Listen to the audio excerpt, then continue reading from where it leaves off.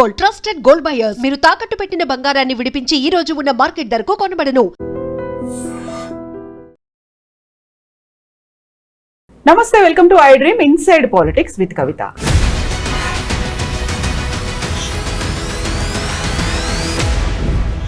కాళేశ్వరం ప్రాజెక్టుకి సంబంధించి కర్త కర్మ క్రియ కంప్లీట్ గా కేసీఆరే. కేసీఆర్ చేసినటువంటి తప్పు వల్లే మేడిగడ్డ కుంగిపోయింది. ఇక కేసీఆర్ అరెస్ట్ తప్పదు. ఈ మధ్య కాలంలో వినిపిస్తున్నటువంటి వార్తలు, విశ్లేషణలు ఇవి. యాక్చువల్ గా పీసీ ఘోష్ కమిషన్ నివేదికలో ఏముంది, దాని మీద కేబినెట్ ఎలాంటి నిర్ణయం తీసుకోబోతోంది, ఆ ముగ్గురి అరెస్ట్ తప్పదా, వీటి గురించి మాట్లాడుకుందాం. మనతో పాటుగా ఉన్నారు పొలిటికల్ అనలిస్ట్ ప్రకాష్ గారు. నమస్కారం అండి. సో మీరు కూడా పీసీ ఘోష్ కమిషన్ ముందు అటెండ్ అయ్యారు 101 సాక్షిగా. మొత్తం 119 మంది అందరూ కేసీఆర్ గురించే చెప్పారా? అన్ని వేళ్ళు కేసీఆర్ వైపే చూపించాయా? అట్లా ఉండదమ్మా. ఎప్పుడు కూడా ఎంక్వైరీ అనేది వాళ్ళు కొన్ని అంశాలు పెట్టుకుంటారు. ఇప్పుడు ఘోష్ గారు ఏం చేశారంటే, తనకిచ్చిన టర్మ్స్ ఆఫ్ రిఫరెన్స్ ప్రకారంగా ఇర్రెగ్యులారిటీస్, ఆ ఇర్రెగ్యులారిటీస్ ఏమేమి జరిగి ఉంటాయి అనే దాని మీద ఆయన కొన్ని పాయింట్స్ రాసుకొని వాటిని ఆ ఎంక్వైరీ సమయంలో ఒక్కొక్క సాక్షిని బట్టి ఆ సాక్షి అందులో భాగస్వామ్యా కాదా, బయట నుంచి వచ్చాడా, కోదండరాం లాంటి వాళ్ళు కూడా వచ్చారు, మా లాంటి వాళ్ళం వచ్చాం. నేనేమో కొంత కార్పొరేషన్లో ఉన్నాను ఆ టైంలో చైర్మన్గా. కోదండరాం గారు కంప్లీట్ బయట ఉన్నారు. అయితే ఇట్లా ఎవరెవరిని ఏం ప్రశ్నలు అడగాలి అనేది ముందే ఆయన డిసైడ్ చేసుకొని ఆ స్ట్రక్చరల్ ఇంజనీర్స్ ఉన్నారు, డిజైన్లో లోపం ఉన్నదా అనేది వారిని అడుగుతారు, ఎగ్జిక్యూషన్లో ఉన్న వాళ్ళు ఉన్నారు, వాళ్ళను మీరు ఇవెందుకు మార్చాల్సి వచ్చింది, మార్చినట్టయితే ఏమేమి మార్చారు, ఎందుకు మార్చాల్సి వచ్చింది, ఇట్లాంటివి ఉంటాయి. తర్వాత ఆపరేషన్ అండ్ మెయింటెనెన్స్ వాళ్ళు ఉంటారు, వాళ్ళకు సంబంధించిన క్వశ్చన్స్ వేరు ఉంటాయి. మీరు రిపేర్లు చేశారా మొదలైన కాడ నుంచి, ఎందుకు చేయలేదు, ఇట్లాంటివి ఉంటాయి. అయితే అందరు సాక్షులు సేమ్ ప్రశ్నలు ఉన్నాయి, సేమ్ ఆన్సర్స్ కూడా ఉండవు. కాబట్టి ఎవరెవరిని ఏం అడగాలో ఆయన ఒక నిర్ణయం తీసుకొని ముందే ప్రిపేర్ అయ్యి, ఫస్ట్ ఆయన ఇక్కడ రాగానే ఏం చేశారంటే కొంతకాలం పాటు అధ్యయనం చేశారు, విజిట్ చేశారు కాళేశ్వరం ప్రాజెక్టును. తర్వాత కన్సర్న్ వాళ్ళతోని గంటలు ఆయన చర్చలు జరిపారు తెలుసుకోవడానికి. ఆ తర్వాత ఆయన అప్పుడు ఒక్కొక్క సాక్షిని పిలిచి ముందు ప్రిపేర్ చేసుకున్న నోట్స్ ప్రకారంగా, ఎందుకంటే ఘోష్ గారు టెక్నికల్గా is not engineer, law profession కదా, సుప్రీంకోర్టు జడ్జిగా రిటైర్ అయ్యి వచ్చారు.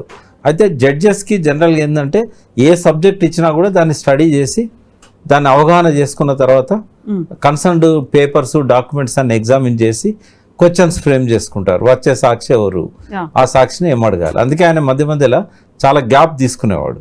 ఆ గ్యాప్లో నెక్స్ట్ ఫేజ్ ఎవరిని అడగాలి, అట్లా కేసీఆర్ని అడిగినా, నన్ను అడిగినా, ఇంజనీర్ని అడిగినా ఆ పద్ధతి ప్రకారం చేశాడు. అయితే ఈ మొత్తం ఎంక్వైరీ జరిగిందంతా ఇర్రెగ్యులారిటీస్ మీద, మళ్ళీ అవినీతి అనేది లేదమ్మా.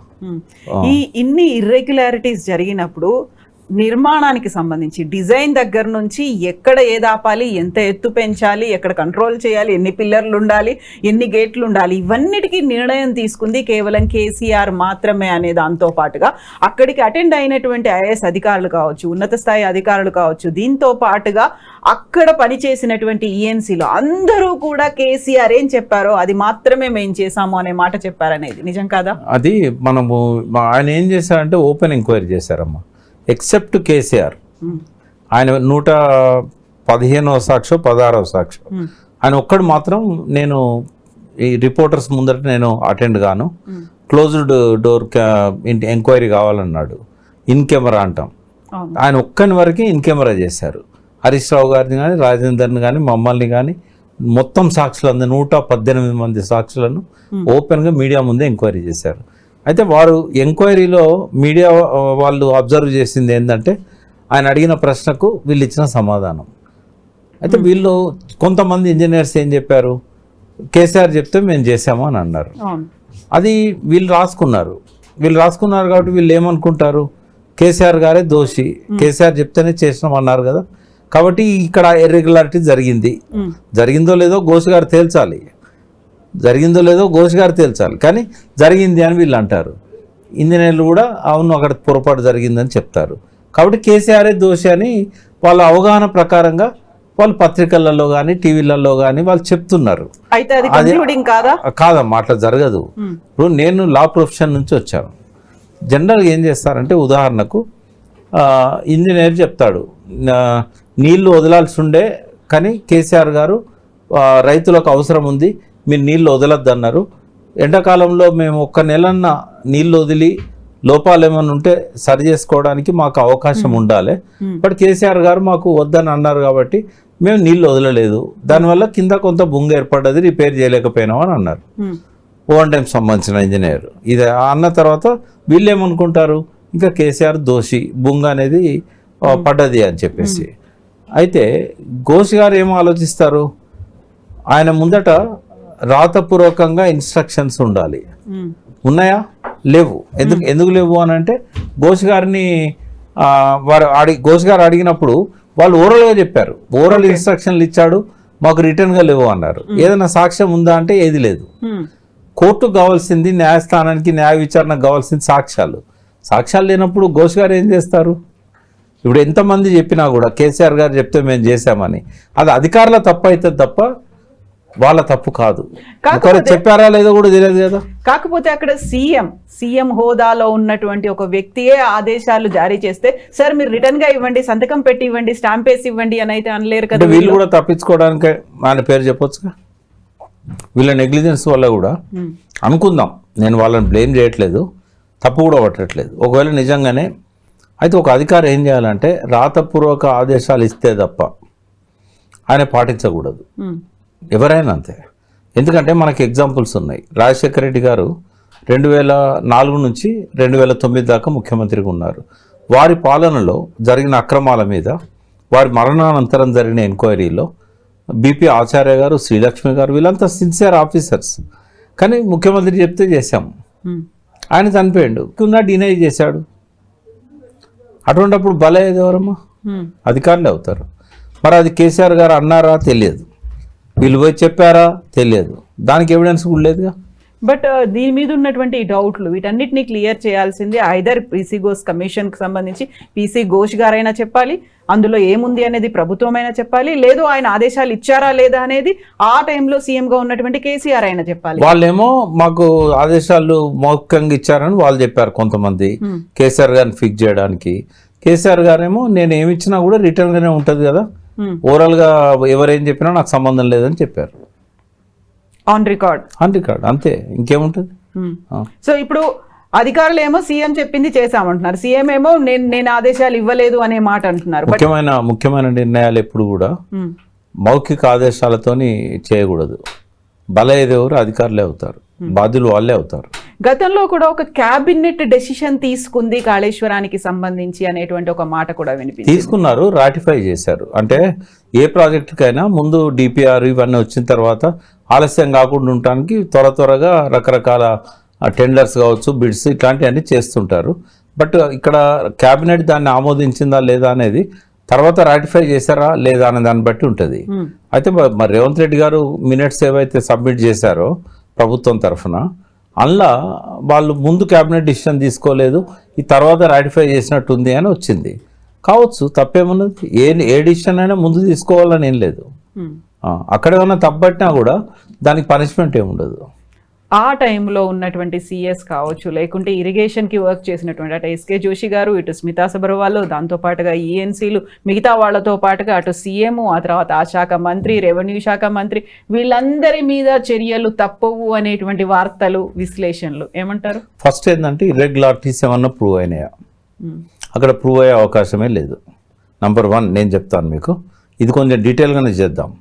ఫస్ట్ ఏంటంటే తుమ్మిడిహట్టి నుంచి షిఫ్ట్ చేయడానికి కేసీఆర్ చెప్తే చేశామన్నారు.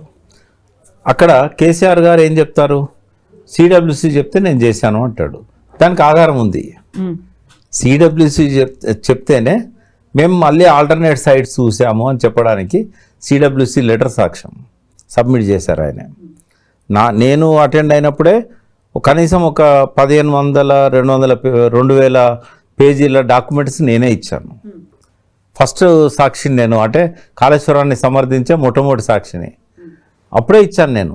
వారు డిస్ప్లే కూడా చేశారు టేబుల్ మీద, ఇంత ఎత్తున బుక్స్ పెట్టి నన్ను ఎంక్వైరీ చేసిన రోజు ఇక ప్రకాష్ గారు ఇచ్చిన బుక్స్ ఇవన్నీ అని చెప్పి చూపెట్టారు కూడా. కాబట్టి వారికి అసిస్ట్ చేశాను ఈ విధంగా. వారి దగ్గర లేని కూడా నేను సబ్మిట్ చేశాను. వారికి క్లారిటీ వచ్చింది. ఎందుకంటే సిడబ్ల్యూసీనే చెప్పింది. ఎందుకు చెప్పిందమ్మా, 148 ఎత్తు కంటే ఎక్కువ పెంచను అనేది పేపర్లలో వచ్చింది. కేసీఆర్ గారు బర్త్డే రోజు కూడా పోయి ట్రై చేశారు. విద్యాసాగరరావు గారు కూడా ఎంత ట్రై చేసినా కాలేదు అక్కడ. ఆ విద్యాసాగరరావు గారు గవర్నర్గా ఉన్నారు. అయితే ఎట్టి పరిస్థితుల్లో ఫడ్నవీస్ వెనక్కి తగ్గనన్నాడు 148కి. అప్పుడు ఏమైతే రిజర్వాయర్ కెపాసిటీ 5.6 టీఎంసీలకు వెళ్ళి 1.8 టీఎంసీకి పడిపోతుంది. 1.8 టీఎంసీలో మనకు వచ్చే ఫ్లో ఏదైతున్నదో 165 టీఎంసీలు అనుకుందాం. కాసేపు వెదిరే శ్రీరామ్ చెప్పినట్టుగా అవైలబుల్ వాటర్ 165 ఉంది. అందులో ఏం రాశారంటే perceived flows of upper states, అంటే పైన వాళ్ళు వాడుకోకపోవడం వల్ల ఈ ఫ్లో ఉంది, వాళ్ళు వాడుకుంటే ఇది రాదు, ముందు ముందు వస్తుందన్న గ్యారంటీ లేదని రాశారు వాళ్ళు. సరే, వారు అన్నట్టు 165 టీఎంసీలే ఉన్నది అనుకుందాం. దాని నుంచి మనం లిఫ్ట్ చేసుకోవడానికి స్టోరేజ్ లేదు. 1.8 టీఎంసీ అని అంటే వచ్చిన నీళ్ళు వచ్చినట్టు జంప్ అయి వెళ్ళిపోతూ ఉంటాయి నదిలో. కాబట్టి అక్కడ మనం పొయ్యే వాటర్లోకి వెళ్ళి లిఫ్ట్ చేసుకోవాలి. మ్యాక్సిమం ఎంత చేసుకోగలుగుతామంటే ఇంజనీర్లు చెప్పి 2 ప్రాంతాల ఇంజనీర్లు చెప్పిన దాని ప్రకారమే మహారాష్ట్ర అండ్ తెలంగాణ 148 ఎత్తులో కేవలం 44 టీఎంసీలు. అంటే ప్రాణహిత చేవెళ్ళ ఒరిజినల్ ప్రాజెక్ట్కి ఏమో 16,40,000 ఎకరాలకు నీళ్ళు ఇవ్వాలి. 30 టీఎంసీలు హైదరాబాద్కి ఇవ్వాలి. తర్వాత ఇంకొక 15 టీఎంసీలు దాదాపుగా ఎన్ రూట్ విలేజెస్తో పాటుగా ఇండస్ట్రియల్ వాటర్ సప్లై ఎన్టీపీసీకి ఇవ్వాలి. 40 టీఎంసీలు ఇదే ఉంది. మరి 16,40,000 ఎకరాలకి ఇవ్వాలంటే మినిమం 164 టీఎంసీలు కావాలి. ఇది కాక సెకండ్ ఏంటంటే వీటితో పాటుగా ఉద్యమ కాలంలో నిజాం సాగర్ ప్రతి సంవత్సరం ఎండిపోతూ ఉంది, సింగూరు ఎండిపోతూ ఉంది. పైనుంచి మంజీరా మీద మహారాష్ట్ర 32 బ్యారేజీలు కట్టింది, కర్ణాటక 5 బ్యారేజీలు కట్టింది. ఇవి నేనే బయట పెట్టాను 2002లో. అవి ఆపలేకపోయింది చంద్రబాబు నాయుడు కానీ తర్వాత రాజశేఖర రెడ్డి కానీ. నీళ్ళు వస్తలేవు, వచ్చినట్టు వాళ్ళు లిఫ్టులు ఈ బ్యారేజీల దగ్గర 2 దిక్కుల లిఫ్టులు పెట్టుకొని వాళ్ళు తీసుకుపోతాను. సింగూరుకు నీళ్ళు వస్తలేవు, దాని కింద 40,000 ఎకరాల ఆయకట్టు ఉంది. నిజాం సాగర్ కింద 2,31,000 ఎకరాల ఆయకట్టు ఉంది. తర్వాత శ్రీరామ్ సాగర్ ఎప్పుడో ఒకసారి నిండుతూ ఉంది.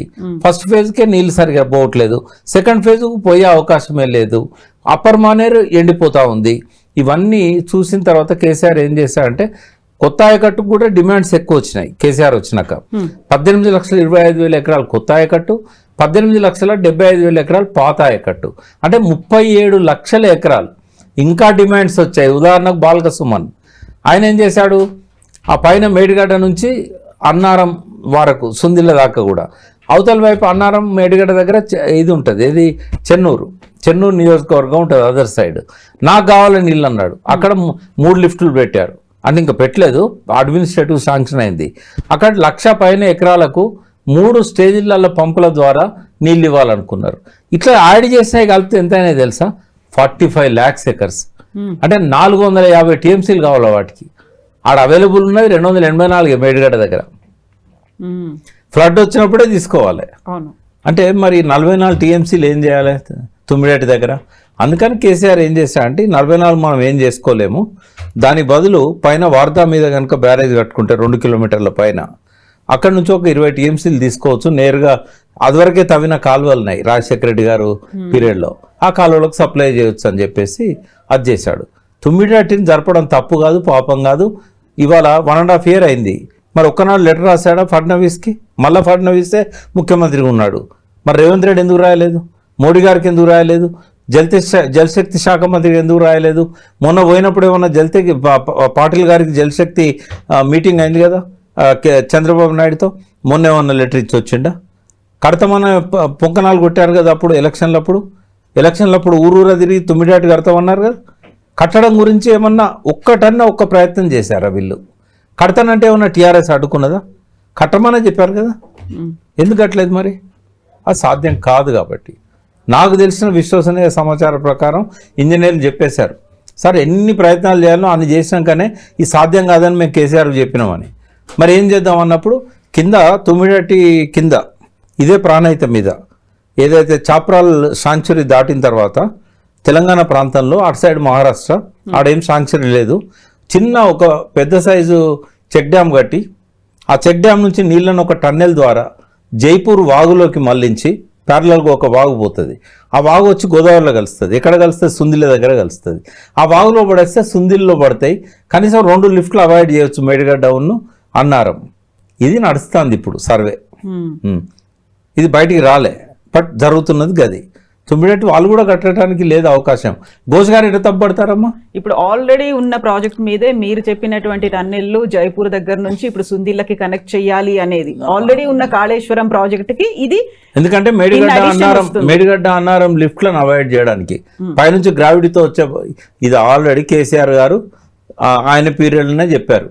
మనం కింద నుంచి నీళ్ళు తీసుకున్నా కూడా పైనుంచి వచ్చేటి డైవర్ట్ చేయడానికి రిటైర్డ్ ఇంజనీర్స్ ఒక ప్రతిపాదన పెట్టారు, దీన్ని పరిశీలించండి అని చెప్పాడు ఆయన. వార్దా నీళ్ళేమో అశ్వాబాద్కు మంచిర్యాలకు పైనుంచి ఇద్దామని, బెల్లంపల్లి ఏరియా ఆయకట్టుకు పైన, ఇదేమో కింద నుంచి జైపూర్ వాగులోకి మళ్లించాలనేది కేసీఆర్ గారే చెప్పారు. అది మళ్ళీ అదే అవుతున్నది. తుమ్మిడేటి వాళ్ళు చేయలేరు, ఇంపాసిబుల్. ఆయన ఎట్లా తప్పబడతాడు? సిడబ్ల్యూసి లెటర్స్ అన్నీ సాక్ష్యం ఉన్నాయి దానికి. కాబట్టి ఇక్కడ కేసీఆర్ దోషిగా నిలబడాడు. ఈ cannot find a fault in KCR ఎంతమంది చెప్పినా. డిజైన్స్ విషయానికి వద్దాం. ఆడ ప్రాజెక్ట్ కట్టమన్నది కేసీఆర్ కాదు, వాప్కోస్ రిటర్న్ ఉంది రిపోర్ట్. వాప్కోస్ ఇచ్చిన రిపోర్ట్ ఆధారంగా ముఖ్యమంత్రి డిసిషన్ తీసుకున్నాడు. అది ఆయన తప్పెట్లయితే వ్యాప్కోసే ఇచ్చారు, డబ్బులు కట్టి వ్యాప్కోస్తోని సర్వే చేయించాం. సర్వే చేసిన కాడ కట్టాలన్నా ఎక్కడ కట్టాలి? నిజంగానే వాళ్ళు చెప్పిన దగ్గర కట్టకపోతే కేసీఆర్ తప్పు అవుతుంది. వాళ్ళు చెప్పిన దగ్గర కడితే ఆయన తప్పు ఎందుకు అవుతుంది? ఒక్కనాడు రాలేదు ఆయనే. ఒక్కనాడు రానప్పుడు ఆయనకు బాధ్యత ఎట్లుంటుంది? ఇప్పుడు వాప్కోస్ కావచ్చు, లేకపోతే ఎల్ఎన్టీ కావచ్చు, ఇవన్నీ కూడా ఏవి తెర మీదకి ఆ పేర్లు రావట్లేదు, వాళ్ళ పాత్ర రావట్లేదు. కేవలం కేసీఆర్ చెప్పడం వల్లే మేము చేశాము అనే మాట. ఈ ఉచ్చులో అధికారులు, సీనియర్ అధికారులు కూడా, వాళ్ళు కూడా కేవలం నామమాత్రంగా ఉన్నారు, నిమిత్త మాత్రంగానే ఉన్నారు. కేసీఆర్ ఇచ్చినటువంటి ఆర్డర్స్ ని ప్రతి ఒక్కరూ ఫాలో అయ్యారు. అందువల్లే కాళేశ్వరంలో అవకతవకలు జరిగాయి. అట్లా నమ్మరు కదా, ఎందుకంటే అడ్మినిస్ట్రేటివ్ శాంక్షన్ ఉంటుంది. అది ఎవరి సంతకం ఉంటుంది? Secretary, principal secretary. ఇప్పుడు ప్రతిదీ ఏది కట్టాలన్నా దానికి ఈవెన్ ఒక 5 లక్షల రూపాయల కంటే ఎక్కువ ఉన్న ఏ పనికైనా టెండర్స్ ఉంటాయి. టెండర్స్ దేన్ని బట్టి ఉంటాయి? అడ్మినిస్ట్రేటివ్ శాంక్షన్ బట్టి ఉంటాయి. అడ్మినిస్ట్రేటివ్ శాంక్షన్లో బడ్జెట్ ఉంటుంది, ఈ ప్రొసీజర్ ఉంటుంది, ప్రిన్సిపల్ సెక్రటరీ సంతకం ఉంటుంది, ఫైనాన్స్ క్లియరెన్స్ ఉంటుంది. కేసీఆర్ ఒక్కడు ఎట్లా బాధ్యుడవుతాడు? ఇదంతా ఉంటుంది కదా. అంటే పరిపాలన గురించి అనుభవం లేని వాళ్ళు ఏదైనా మాట్లాడతారు. ఇంజనీర్లు ఏం చెప్తారు? డిజైన్ ఎవరు చేశారు అంటే మా సిడిఓ చేశారంటారు. సిడిఓ ఇప్పుడు కేసీఆర్ మీద ఆరోపణలు ఏమొచ్చినాయో కూడా నేను చెప్తాను. నంబర్ 1 ఏంటంటే సిడిఓ నరేందర్ రెడ్డి అని సిడిఓ ఉండే, ఆయన ఏమన్నాడు, నాకు సరిపోని సమయం ఇవ్వలేదు, తొందరగా కావాలని చెప్పి కేసీఆర్ ఒత్తిడి చేశాడు అన్నట్టు. ఒత్తిడి చేయడంలో తప్పేముందమ్మా? అప్పటికి 3 నెలలు 4 నెలలు ఆయన దగ్గర ఉంది. అడిగాడు ఘోష్ గారు, నీ దగ్గర ఎప్పుడు ఇచ్చారు నీకని. 4 months కిందనే డేట్ చెప్పాడు ఆయన. మరి ఒత్తిడి చేసిండు అంటే చేయడా? ఒక ముఖ్యమంత్రికి ఆత్మహత్యలు ఆపాలని ఉంటుంది, నీళ్లు తొందరగా రావాలని ఉంటుంది, పనులు తొందరగా కావాలని ఉంటుంది. లేట్ అయినా కొద్ది స్టీల్ ఖర్చు పెరుగుతుంది, సిమెంట్ ఖర్చు పెరుగుతుంది. డిజైన్ కాడనే రోజుల కొద్ది నెలల కొద్ది పెట్టుకోవచ్చా? కాకపోతే అక్కడ జరగాల్సినటువంటి భూసార పరీక్షలు కావచ్చు, స్టెబిలిటీ అనేది ఇవన్నీ తప్పు. నేను ఇసుక ఉన్న నేలలో ఎలా కట్టారు? బ్యారేజీలు ఇసుక నేలనే కడతారు, వాళ్ళకి తెలియదు. మన దౌర్భాగ్యం ఏంటంటే, సార్ తెలియకపోవడం తప్పు కాదు, మాలాంటి వాళ్ళము ఆ తప్పురా బాబు నువ్వు సరి చేసుకో అంటే కూడా నెలల కొద్ది మాట్లాడాడు రేవంత్ రెడ్డి. ఒక రేవంత్ రెడ్డి కాదు, చాలామంది పేర్లు చెప్పాను, చాలామంది ఎంపీలు మాట్లాడారు, మినిస్టర్లు మాట్లాడారు. వీళ్ళకు బ్యారేజ్కి డ్యాముకి తేడా తెలియదమ్మా. అంటే కొంతమంది విశ్లేషకులకు కూడా తెలియదు. మన దగ్గర నాకు బాధ అనిపిస్తుంది, మిలియన్స్ ఆఫ్ సబ్స్క్రైబర్స్ ఉంటారు, వాళ్ళు కూడా అట్లే మాట్లాడతారు. నాగార్జున సార్ ఎట్లుంది, శ్రీశైలం ఎట్లుంది చెక్కు చెదరకుండా అంటే అవి డ్యామ్స్. అవి డ్యామ్స్ ఏమో రాతి పునాది మీద కడతారు, ఇవేమో ఇసుక ఉన్న దగ్గరనే కడతారు. ఇవి హ్యాంగింగ్ స్ట్రక్చర్స్. ఇవి వీటికి గట్టి భూమి దొరికేదాకా తవ్వరు. బ్యారేజ్ అంటేనే అది. అయితే తెలంగాణలో ఎన్నడూ బ్యారేజ్ కట్టలేదమ్మా, ఒక్కనాడు కూడా. బ్యారేజీలు కట్టిన అనుభవం తెలంగాణకు లేదు. బ్యారేజీలను చూసిన అనుభవం తెలంగాణ వాళ్ళకు ధవళేశ్వరం చూసినప్పుడు, ప్రకాశం బ్యారేజ్ చూసినప్పుడు ఉంటే ఉండొచ్చు. కానీ అన్ని దిక్కుల బ్యారేజీల కింద రాతి పునాదో లేకపోతే గట్టి పునాదో ఉండాలని ఏం లేదు. అందుకే సీకెండ్ పైల్స్ అనేటి ఆడ షీట్స్ బదులు సీకెండ్ పైల్స్ వేశారు, కొద్దిగా లోతుకుంటే బాగుంటుంది అని చెప్పి. అది తెలుగుకి ఇష్టం వచ్చినట్టు మాట్లాడారు. అది కూడా కేసీఆర్ తప్పు కాదు. ఎలాంటి వాళ్ళు ముందు షీట్ పైల్స్కే పోయారు. పని జరుగుతున్న క్రమంలో అవి బెండ్ అయినాయి. ఎందుకు అవుతున్నాయి అని అంటే ఇక్కడ షీట్ పైల్స్ కింద ఇసుకనే కాకుండా మొరం ఉన్నది, దీనివల్ల అవి పోతలేవు కిందికి, కాబట్టి షీట్ పైల్స్ బదులు సీకెంట్ పైల్స్ పెట్టాల్సి వస్తుంది అని చెప్పారు. అయితే అవన్నీ ఘోష్ గారి ముందు చెప్పారు వాళ్ళు, ఎందుకు మారాల్సి వచ్చిందో కూడా చెప్పారు. అది ఆయన టెక్నికల్గా దాన్ని స్టడీ చేసి ఆ తప్ప ఒప్ప ఇర్రెగ్యులారిటీ అనేది డిసైడ్ చేస్తాడు. తర్వాత 1800 కోట్లతో ముందు డిపిఆర్లో వైప్ కోసం మేడిగడ్డ గురించి ప్రతిపాదించింది. డిపిఆర్ రాసేటప్పుడు అదివరకు ఉన్న అంచనాలను బట్టి ఇక్కడ ఇంత లెంత్ ఉన్నది, ఇన్ని పిల్లర్స్ వస్తాయి, దీనికి ఇంత సిమెంట్ అవుతుంది, దీనికి ఇది అవుతుంది అని చెప్పి రాస్తారు. ఎప్పుడు కూడా డిపిఆర్లో ఉన్నట్టుగా ఫీల్డ్ మీద ఉండదు, మారుతుంది. 4000 కోట్లు దాటింది ఖర్చు. దాన్ని చాలామంది తప్పు పట్టారు బయట. 1800 కోట్లది 4000 కోట్లకు పెంచిండంటే 150 రెట్లు తిన్నాడు అని, 150% పెన్షన్లు, అదంతా కేసీఆర్ ఇంట్లోకే పోయిందని మాట్లాడతారు. అంటే అక్కడ ఉన్న సమస్యలు షీట్ పైల్స్కు సీకెంట్ పైల్స్కు తేడా ఉంటుంది బడ్జెట్లో. రెండవది, అక్కడ గోదావరి అనేది బాగా ఫ్లాష్ ఫ్లడ్స్ వచ్చే నది, ప్రపంచంలోనే అత్యంత ఎక్కువ వేగంగా వరద నీరు వచ్చే నది అది. దాన్ని తట్టుకునే విధంగా డిపిఆర్ చేసేటప్పుడు వ్యాప్కోస్ ఏం చేశారు, జనరల్గా బ్యారేజ్లు కట్టినప్పుడు ఎట్లా ఖర్చు ఉంటుందో దాన్ని బట్టి వేశారు. ఇక్కడ ఇంజనీర్స్ ఏం చేశారు, ఈ వేగాన్ని తట్టుకోవాలంటే ఇక్కడ ఎక్కువ కాంక్రీట్ ఉండాలి, ఎక్కువ స్టీల్ వాడాలి, ఇంకా మందం ఎక్కువ ఉండాలి, ఇట్లాంటివన్నీ వాళ్ళు సజెస్ట్ చేశారు. మళ్ళీ రీసర్వే చేశారు, చేసినప్పుడు బడ్జెట్ పెరిగింది. రెండవది, డిపిఆర్ చేసినప్పుడు జిఎస్టీ అనేది లేదు, తర్వాత జిఎస్టీ 18% అయింది, అది అడిషనల్ బర్డెన్. అంటే ఒక్క జిఎస్టీ 1800 కోట్ల మీద 18% అంటే పెద్ద అమౌంటే కదా అది. రెండవది, అక్కడ పియర్స్ వీళ్ళు లెక్కేసిన దానికంటే ఎక్కువ అవసరమైనవి. తర్వాత అవతల నుంచి వచ్చే కొన్ని స్ట్రీమ్స్ని డైవర్ట్ చేయడానికి మళ్ళీ అక్కడ స్ట్రక్చర్స్ కట్టాల్సి వచ్చింది, ఈ డైవర్షన్ స్ట్రక్చర్స్. ఇట్లాంటి ఒక 10-15 కారణాలున్నాయమ్మా ఎందుకు పెరిగింది మేడిగడ్డ ఖర్చు అని. ఇంత ఓపికగా వీటిని వినే అవకాశం విలేకరులకు ఉండదు, ఆ లిటరేచర్ వీళ్ళకి అందుబాటులో ఉండదు. కానీ ఘోష్ గారికి ఖచ్చితంగా ఇవన్నీ వాళ్ళు సబ్మిట్ చేస్తారు. చేసినప్పుడు ఎందుకు 7 సార్లు ఎక్స్టెండ్ చేయాల్సి వచ్చింది, ఇవన్నీ స్టడీ చేయడానికి ఆయన టైం తీసుకున్నాడు. కాబట్టి ఇంత ఈజీగా ఇది కేసీఆర్ జైలు పంపేదో, హరీష్ రావుని జైలు పంపేదో ఏది కాదు ఇది. దీనిలో మీకు తెలుసా, కనీసం నాకు తెలిసి వారి మీద కామెంట్స్ కూడా ఉండవు ఘోష్ గారి రిపోర్ట్లో. వీళ్ళ మీద శిక్షార్హులు అని చెప్పి, లేకుంటే వీళ్ళ మీద ఎంక్వైరీ చేయండి, వీళ్ళ మీద విచారణ జరపండి అని చెప్పి ఈ ఇంజనీర్ల మీదనే వస్తుంది. ఇప్పుడు విజిలెన్స్ కమిటీ రిపోర్ట్లో 17 మంది ఇంజనీర్ల మీద చర్య తీసుకోండి అని రాశారు. ఎన్డీఎస్ఏ వాళ్ళు రాసిన రిపోర్ట్లో కారణం ఇదని చెప్పకుండానే కొంతమంది అశ్రద్ధ కారణం అని చెప్పి కొన్ని తప్పులు వాళ్ళు తీశారు. ఈ ఘోష్ గారు కూడా వారు ఇచ్చిన దాన్ని కూడా స్టడీ చేస్తారు కదా, చేసినప్పుడు దాని మీద డిపెండ్ అవుతాడు ఆయన. కాబట్టి వీళ్ళు చెప్పినంత ఈజీగా ఈ కేసీఆర్ను కేసు పెట్టేదో జైలు పంపేదో ఏది ఉండదమ్మా. ఇప్పుడు ఓవరాల్గా అన్ని 100 పేజీల రిపోర్ట్లో ఇన్ని రోజుల పాటు జరిగినటువంటి సాక్షులకి సంబంధించి ఆ ప్రశ్నలు, ఆ విచారణ అదే ఉంటుందా, లేకపోతే ఒక కంక్లూషన్స్ కూడా ఉంటాయా, ఇందువల్ల ఇది జరిగి ఉంటుంది, ఇందువల్ల కుంగిపోయి ఉంటుంది అనేది ఒక సైంటిఫిక్గా కూడా ఇవ్వాల్సినటువంటి అవసరం ఉంటుంది కదా. అది ఈయనకు బాధ్యత లేదమ్మా, అది ఈయన ఇయ్యలేడు కూడా. ఎన్డీఎస్ఏకు ఉంటుంది, అది ఎన్డీఎస్ఏ ఇయ్యలేకపోయింది. ఆయన చాలా రోజులు వెయిట్ చేశాడు కదా, ఎన్డీఎస్ఏ రిపోర్ట్ ఇస్తారేమో. ఇప్పటి వరకు కాళేశ్వరం కారణాన్ని ఎవ్వరూ నిర్ధారించలేదు. ఐజాన్ టుడే ఈ మేడిగడ్డ కుంగింది అంటే ఇది కారణము అని. తర్వాత బాంబులు పెట్టి పేల్చారని నేను ఒక ఆరోపణ చేశాను, అది కాదు అని కూడా ఎవరు ఖండించలేదు. అది కాదని చెప్పడానికి కూడా ఆధారాలు లేవు, అవును అని చెప్పడానికి కూడా ఆధారాలు లేవు. సర్కమ్స్టాన్షియల్ ఎవిడెన్స్ ప్రకారంగా నేను ఒక నిర్ధారణకు వచ్చాను. దాన్ని కేటీఆర్ గారు కూడా సమర్థించారు, అయి ఉండొచ్చు. మేము కూడా ఉండొచ్చు అని అంటున్నాం, ఉన్నది అని చెప్పట్లేదు.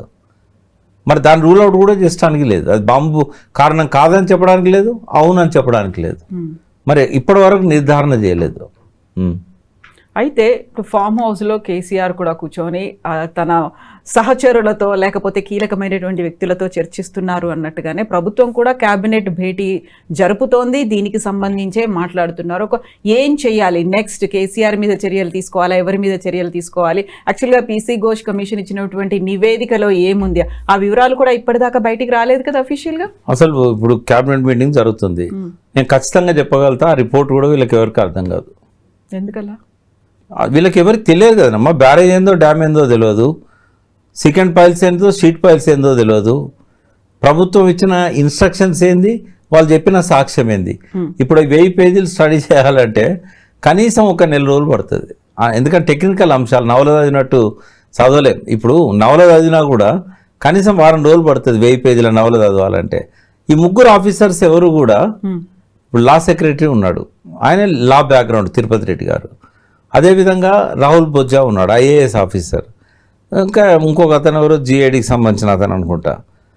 వీళ్ళకి ఎవరికన్నా ఇంజనీరింగ్ నైపుణ్యం ఉన్నదా? ఎవరైనా చదువుకున్నప్పుడు మరి బీటెక్ చేశారో లేదో నాకు తెలియదు. బట్ వీళ్ళకి అర్థం కావాలంటే వీళ్ళు ఇంజనీర్స్ ముందు పెట్టుకొని స్టడీ చేయాలి ఆ రిపోర్టు. ఘోష్ గారికి రాయడానికి ఆ నాలెడ్జ్ వచ్చింది, అర్థం చేసుకోగలగడానికి అని అంటే 1.5 సంవత్సరం పట్టింది. 119 మంది సాక్షులను విచారిస్తే ఆయన కొంత అర్థమైంది అది ఏందనేది. వీళ్ళకు 4 రోజులు కాలేదు ఘోష్ గారు రిపోర్ట్ ఇచ్చి, అంతే కదా. 4 రోజులలో 1000 పేజీల రిపోర్ట్ను అధ్యయనం చేసి వాళ్ళది సినాప్సిస్ తయారు చేసి రేవంత్ రెడ్డి ముందు పెట్టగలుగుతారా? పెడితే క్యాబినెట్లో అప్పటికప్పుడు నిర్ణయం తీసుకుంటారా? ఒకవేళ తీసుకున్నా కూడా దానికి ఏం శాంక్టిటీ ఉంటుందమ్మా, ఏం పవిత్రత ఉంటుంది? మళ్ళీ అది మాలాంటి వాళ్ళం కూర్చొని చదవాల్సిందే అది. అంటే అందులో కాంగ్రెస్ పార్టీలో ఎవరైనా ఇంజనీర్స్ వాటిని అర్థం చేసుకునే వాళ్ళు ఉంటే ఉత్తమ్ కుమార్ రెడ్డి వాళ్ళ సపోర్ట్ తీసుకొని వాళ్ళ ద్వారా అధ్యయనం చేయించాలి.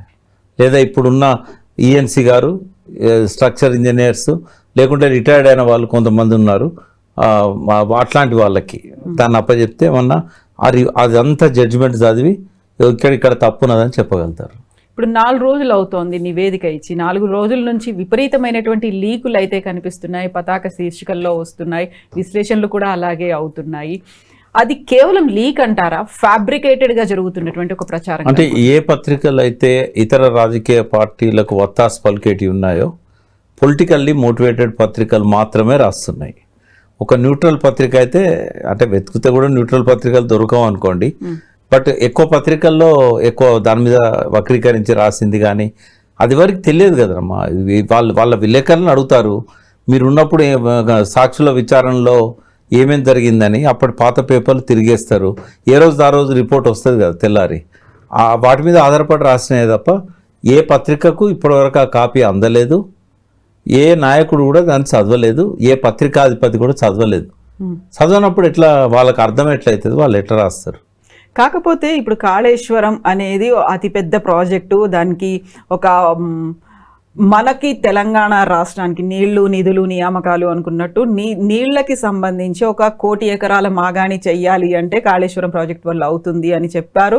దానివల్లే వరి ఉత్పత్తి పెరిగింది అనేది రికార్డులో కూడా లెక్కలు కూడా చూపించిన తర్వాత ఇప్పుడు ప్రజలకి కావలసినటువంటి క్లారిటీ ఎప్పుడు వస్తుంది, ఎవరిస్తారని నేను ఒకటి అడుగుతానమ్మా. 968 టీఎంసీలు మన వాటా అని చెప్పేసి గోదావరిలో వాళ్ళు చెప్పారు. బట్ అది కరెక్ట్ కూడా కాదు. ఎందుకంటే మన వాటా 79%. ఇప్పటివరకు ట్రిబ్యునల్ ఆంధ్ర తెలంగాణ మధ్య ఇంత అని చెప్పలేదు కాబట్టి 79% తెలంగాణ వాటా, 21% ఆంధ్ర వాటా. పోలవరం కనుక ఇప్పటివరకు రాలే కదా, వాళ్ళకి ఇచ్చిన 21% వాటా వాళ్ళు వాడుకోలేదు ఇప్పటిదాకా. అంటే 200 పైన టీఎంసీలు వస్తుంది. మనకిచ్చిన 968 కావచ్చు, లేదా రేపు 1150 కావచ్చు, 79% అంటే మనము వాడుకోలేదు. ఇప్పుడు ఎక్కడ వాడుకుంటారు? ఒకవేళ కనుక కాళేశ్వరం లేకపోతే, నేను ఎందుకు అడుగుతున్నా అంటే 968 టీఎంసీలే కావచ్చు, ఎక్కడ వాడుకుంటారు, ఎట్లా వాడుకుంటారు? తుమ్మిడియాటి నుంచి మ్యాక్సిమం తీసుకుంటే 44 టీఎంసీ తీసుకోగలుగుతారు ఒకవేళ తుమ్మిడియాటి కడితే. కాళేశ్వరమే లేదనుకోండి, ఇప్పటివరకు ఎన్నైతే వాడుకుంటున్నామో 450 టీఎంసీలు సుమారుగా వర్షాలు వచ్చినప్పుడు, వరదలు వచ్చినప్పుడు గవ్వే వాడుకుంటాం. ఈ మిగతా అన్ని సముద్రంలో పంపాల్సిందే మనం. ఆ సముద్రంలో పోయే మన వాటా నీళ్ళను వాడుకోవడానికే కాళేశ్వరం. ఈ విమర్శించే వాళ్ళు కోదండరామ్ దగ్గర నుంచి జయప్రకాష్ నారాయణ దగ్గర నుంచి వీళ్ళందరంటే నా గౌరవం. వీళ్ళందరినీ నేను ఒకటే అడుగుతున్నా, కాళేశ్వరం లేదు, ఎట్లా వాడుకుంటారు? ఎందుకంటే నీళ్లు ఉన్నాయేమో ప్రాణహిత దగ్గర మన వాటా నీళ్లు, మనం ఉన్నదేమో 600 మీటర్లు కింద నుంచి 100 నుంచి 600 మీటర్లు పైన. ఎట్లా వాడుకుంటాం? కాళేశ్వరం లేదు, వదిలేద్దామా? బనకచెర్లకు వదిలేద్దామా నీళ్ళు? ఇప్పుడు బనకచెర్లకు కాళేశ్వరానికి తేడా ఏం లేదు. బనకచెర్ల 9 లిఫ్ట్లు, ఒక టన్నెల్. ఇక్కడ కూడా టన్నెల్స్ ఉన్నాయి, 9 లిఫ్ట్లు ఉన్నాయి. బనకచెర్లకేమో పంటకాలం మొత్తానికి లిఫ్ట్ చేయాలి. నాట్లు వేసే దగ్గర నుంచి కోత కోసేదాకా లిఫ్ట్ చేయాలి. కాళేశ్వరంకి అట్లా కాదు. ఉదాహరణకు శ్రీరామ్ సాగర్కు వరద వచ్చింది. ఆ వరద కాలువ ఒకటి ఉంది తెలుసు కదా మీకు. ఆ వరద కాలువ మిడ్మానేర్కు వస్తుంది డైరెక్ట్. ఆ వరద వచ్చినప్పుడు మిడ్మానేర్కు డైరెక్ట్ పంపిస్తారు. మిడ్మానేర్కు అన్నారం మన మేడిగడ్డ నుంచి పోవాలంటే కన్నెపల్లి పంప్ హౌస్లో పంపులు ఆన్ చేయాలి, అన్నారంలో పంపులు ఆన్ చేయాలి, సుందిళ్ళలో పంపులు ఆన్ చేయాలి. ఎల్లంపల్లి పడేసినాక సొరంగం ద్వారా నందిమేడారం పంప్ హౌస్లో పోతుంది. అక్కడ నుంచి గాయత్రి పంప్ హౌస్లోకి వస్తుంది. గాయత్రి పంప్ హౌస్ నుంచి మిడ్మానేరు పోతాయి. అంటే 5 పంపులు ఆన్ చేస్తే తప్ప, బాహుబలి పంపులు అవి కూడా మిడ్మానేరుకు రావు. ఒకవేళ వరద వచ్చింది అనుకో శ్రీరామ్ సాగర్, డైరెక్ట్ పోతాయి కదా. ఈ 5 పంపులు ఆన్ చేయరు కదా. ఆన్ చేయనప్పుడు వాటికి బిల్లులు ఎక్కడి, కరెంటు బిల్లులు ఎక్కడి? వీళ్ళు లెక్క చేస్తారు, ఎకరానికి ₹1,00,000, 25,000 రూపాయలు అని జయప్రకాష్ లాంటి వాళ్ళు. నేనేమంటున్నా, వరద వచ్చింది ఈ సంవత్సరం, శ్రీరామ్ సాగర్ గేట్లు తెరుస్తారు రేపు ఎల్లుండో. మొన్న 3 సంవత్సరాలు తెరిచారు, బిల్లు వచ్చిందా కాళేశ్వరం పంపులది? అది స్టాప్ గ్యాప్ అరేంజ్మెంట్. ఇంకా క్లియర్గా చెప్తా, నదుల అనుసంధానం బాగా చర్చనీయాంశమైంది కదా. దానికి బెనిఫిట్ కాస్ట్ రేషియో ఉంటుందమ్మా. ఇప్పుడు కావేరీ బేసిన్కు ఎక్కడెక్కడి నుంచి నదులను తీసుకొచ్చి కావేరీ బేసిన్లో కలుపుతారు. ఉదాహరణకు ఛత్తీస్గఢ్లో ఉన్న ఉపనదుల నీళ్ళని గోదావరిలోకి వస్తాయి, ఇంద్రావతి తర్వాత ఒరిస్సా నుంచి శబరి ద్వారా వస్తాయి. ఇవన్నీ కలిపి కృష్ణాలో కలుస్తాయి, కృష్ణా నుంచి బనకచెర్ల పోతాయి, బనకచెర్ల నుంచి కావేరీకి పోతాయి. ఇదంతా కాస్ట్ విపరీతంగా అవుతుంది కదా. కావేరీ పోయిన తర్వాత కొత్త ఆయకట్టు ఏమైనా ఉంటుందా? కావేరీ ఇదివరకు ఉన్న ఆయకట్టుకు నీళ్లు సరిపోతలేవని కదా నదుల అనుసంధానం. మరి దీనికి కాస్ట్ బెనిఫిట్ రేషియో ఉంటుందా నదుల అనుసంధానానికి? మరి ఇది కూడా ఇప్పుడు చాలా రాష్ట్రాలల్లో ఒక నది నుంచి ఇంకో నదికి నీళ్ళని తీసుకెళ్తున్నారు, ఉపనదులు. ఉదాహరణ మహారాష్ట్ర ఉంది. మహారాష్ట్రలో వేణుగంగా గోదావరి బేసిన్లో ఉంది, నల్గంగా ఇంకో బేసిన్లో ఉంది, కృష్ణా బేసిన్. వేణుగంగ నుంచి నల్గంగకు నీళ్ళని తీసుకుపోతున్నారు. అక్కడ అది నదుల అనుసంధానం కిందికి వస్తుంది. తర్వాత నర్మదా నుంచి సాబర్మతి, 2 గుజరాత్లోనే ఉన్నాయి. నర్మదా నుంచి సాబర్మతి తీసుకుపోయి సస్యశ్యామలం చేశారు, అది నదుల అనుసంధానం కిందికి వస్తుంది. ఇట్లా ఒక 100కు పైన ఈ ఒకే రాష్ట్రంలో ఉన్న నదులను పరస్పరం కలిపినప్పుడు ఏ ఇబ్బంది లేదు వాళ్ళకు. సెంట్రల్ నుంచి ఫండ్స్ కూడా ఇస్తున్నారు, వాళ్ళకి అనుమతులు ఇస్తున్నారు. దాన్ని ఎవడు క్వశ్చన్ కూడా చేస్తలేడు. మరి మనకేం పుట్టిందమ్మా? ఇప్పుడు మనం కలుపుతున్నది నదుల అనుసంధానం కాదా? ఇవాళ ప్రాణహిత నీళ్ళను గోదావరిలో వేస్తున్నాం మేడిగడ్డ దగ్గర. జాగ్రత్త వినండి, ప్రాణహిత నుంచి వచ్చిన వరదను గోదావరిలో కలుపుతున్నాం. గోదావరిలోకి వెళ్ళి కన్నెపల్లి పంప్ హౌస్ నుంచి లిఫ్ట్ చేసి ఎక్కడికి పంపుతున్నాం? మిడ్మానేరు పంపుతున్నాం. అంటే ఇక్కడ 3 నదులు ఇన్వాల్వ్ అయినాయి. 1 ప్రాణహిత, 2 గోదావరి, 3 మానేరు.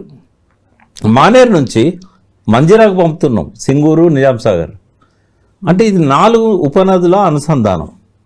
ఒక ప్రధాన నది, 3 ఉపనదులు. మరి సాబర్మతి నర్మదా లాగా దీన్ని ఎందుకు చూడరు? వేణుగంగా నల్గంగా లాగా ఎందుకు చూడరు? ఈ నదులు అనుసంధానం చేసినప్పుడు ఆ నది ద్వారా నీళ్ళు అందకపోతేనే కదా దీని నుంచి సప్లిమెంట్ చేసేది. ఇది ఒక సపరేట్ ప్రాజెక్టా?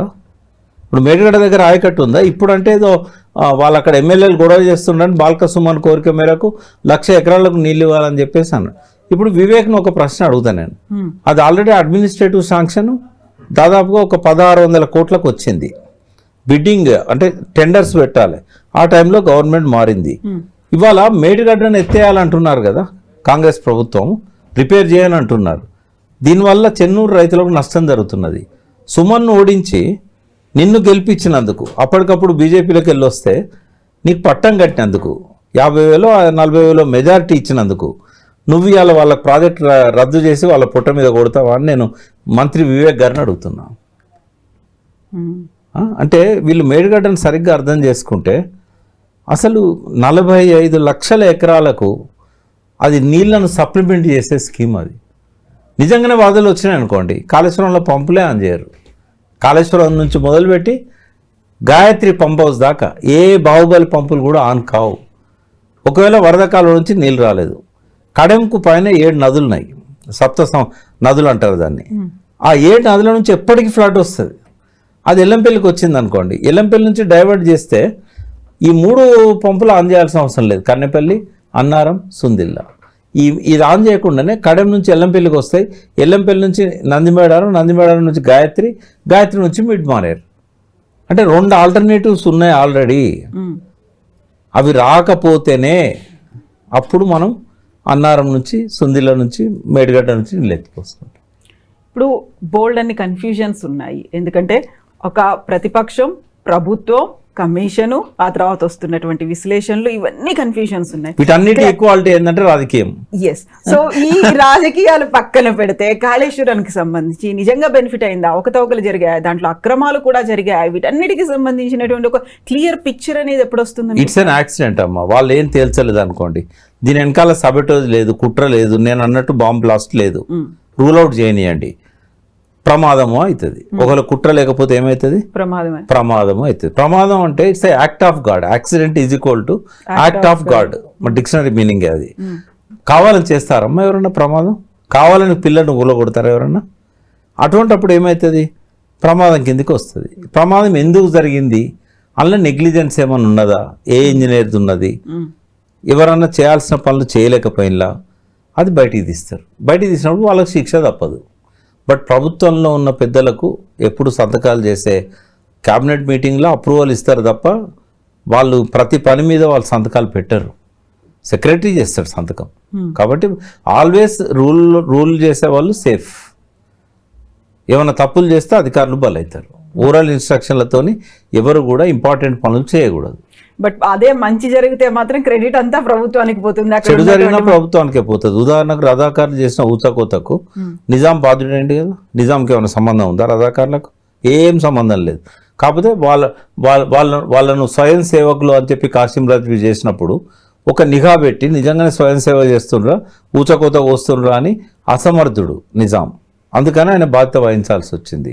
ఇక్కడ కేసీఆర్ గారు కూడా ఆయన కట్టినప్పుడు ఏదైతే దృష్టి పెట్టాడో 3 షిఫ్ట్లల్లో కాళేశ్వరం కట్టడం, ఇదంతా కూడా ఆయనేం ఇంజనీర్ కాదు కదా. అయితే ఆయనకు అప్డేట్ చేయడంలో ఇంజనీర్లు ఫెయిల్ అయ్యారు. ఉదాహరణకు మే నెలలో నీళ్ళను ఖాళీ చేసి ఏమన్నా రిపేర్లు అవసరమా లేదా అనేది పరిశీలించాలి. వీళ్ళకు ఆయన దగ్గరికి పోయే ధైర్యమే ఉండదు. ఒకవేళ పోదామనుకున్న అపాయింట్మెంట్ దొరకలేదా? ఈఎన్సీలకైతే ఆయన ఎన్నడూ అపాయింట్మెంట్ ఇవ్వకుండా లేడు. ఈఎన్సీలకు ఫోన్ కాంటాక్ట్ ఉంటుంది సీఎం గారితో. మరి ఎక్కడ జరిగింది పొరపాటు అనేది వాళ్ళు చెప్పాలి అంతే. మరి ఘోష్ గారికి ఇవన్నీ చెప్పారా? చెప్తే ఆయన నమ్ముతాడా? రిటర్న్గా లేనప్పుడు ఐ విట్నెస్ లేదు, రిటర్న్ లేదు, మేము చెప్పాము ఆయన వినలేదు అంటే దానికి ఏమి ఉండదు, శాంక్టిటీ, దాని ట్రస్ట్ ఏమి ఉండదు అట్లా చెప్తే. జ్యుడిషియల్ ఎంక్వైరీలో ప్రతిదానికి సాక్ష్యం కావాలి. ఇప్పుడు కేబినెట్ ఎలాంటి నిర్ణయం తీసుకుంటుంది అనుకుంటున్నారు మీరు? అంటే కేసీఆర్ గారిని మీద బట్టగాల్చి మీదేద్దాం అనుకుంటే తీసుకోవచ్చు, లేదా దీన్ని అధ్యయనం చేయడానికి నాకు తెలిసి అయితే ఈ రిపోర్ట్ని అధ్యయనం వాళ్ళు ఒకవేళ సిన్సియర్గా ఆలోచిస్తే ఈ 1000 పేజీల రిపోర్ట్ని అధ్యయనం చేయడానికి ఒక ఇంజనీర్స్ కమిటీ, ఒక పోలీస్ ఆఫీసర్, ఎవరైనా లా బ్యాక్గ్రౌండ్ ఉన్న వ్యక్తి కావచ్చు, లేదా లా సెక్రటరీ కావచ్చు, కూలంకుషంగా అధ్యయనం చేయండి. చేసి అలా ఎవరెవరి మీద ఇప్పుడు ఆ సిఫార్సులు ఏవైతే ఉంటాయో ఆ సిఫార్సుల ప్రకారం మనం నిజంగానే చర్య తీసుకోవచ్చా అనేది ఒక కమిటీ వేసి కమిటీ రిపోర్ట్ను తీసుకోవాలి. ఎందుకంటే ఈ ఉత్తమ్ కుమార్ రెడ్డి కానీ ఆయన ఏరోనాటికల్ ఇంజనీర్ కావచ్చు, ఆయన పైలట్ కావచ్చు, బట్ ఇరిగేషన్ ఇంజనీర్ కాదు కదా. రేవంత్ రెడ్డి అయితే అసలు ఇంజనీరింగ్కి సంబంధం లేదు కదా. మరి వీళ్ళకి ఎట్లా అర్థమవుతుంది? ఇది ఎవరో ఒకరు అధ్యయనం చేసి రికమెండేషన్స్, ఆయన చేసిన సిఫార్సులు ఏవైతే ఉంటాయో వాటి మీద ప్రోస్ అండ్ కాన్స్ అనేటివి కూడా అధ్యయనం చేయాలి. రాజకీయాలు ఎప్పుడు అవసరాల మీద ఆధారపడి ఉంటాయి. శిక్షకు సిఫారసు చేస్తే ఏముంటుంది? ఇంకోటి శిక్ష తీసుకోమని ఎవరు కూడా జ్యుడిషియరీ కమిషన్ సజెస్ట్ చేస్తుంది అంతే, దానికి మ్యాండేటరీ కాదు అది. ఇప్పుడు ఘోష్ గారు ఇచ్చిన ఏ సిఫారసు అయినా ఇట్స్ నాట్ మ్యాండేటరీ. చర్యలు తీసుకోండి. మీకు తెలుసా చాలా కమిషన్ రిపోర్ట్స్ని అసలు వెలుగు చూడకుండా తొక్కేశారు. రాజారావు కమిషన్ వెనకట ఎప్పుడో వేశారు. అంటే ఇవన్నీ కూడా ఏంటంటే 100% మ్యాండేటరీ ఏం కాదు, ప్రభుత్వానికి సిఫార్సులే. ప్రకాష్ గారు, థ్యాంక్ యూ సో మచ్ అండి. Thank you. నిజంగా ప్రస్తుతం ఉన్నటువంటి సమాజం దేనికి ప్రయారిటీ ఇస్తుంది? ఆర్థిక సంబంధాల చుట్టూ మాత్రమే తిరుగుతోంది. మళ్ళీ ఎన్నికలంగానే చాలా విరక్తి కలుగుతాను. మంచి అనిపిస్తుంది కదా, లేడీస్ కూడా ఛాలెంజింగ్ జాబ్స్ చేసినప్పుడు చాలా బాగుంటది. ట్రాఫిక్ అసిస్టెంట్స్ గా నియమించిన ట్రాన్స్జెండర్స్ అందరితో సాల్యూట్ చేయించుకుంటున్నారు. ఫుడ్ డెలివరీ ఇవ్వటానికి వెళ్ళినటువంటి డెలివరీ బాయ్ అనిల్ పై కళ్ళ ముందు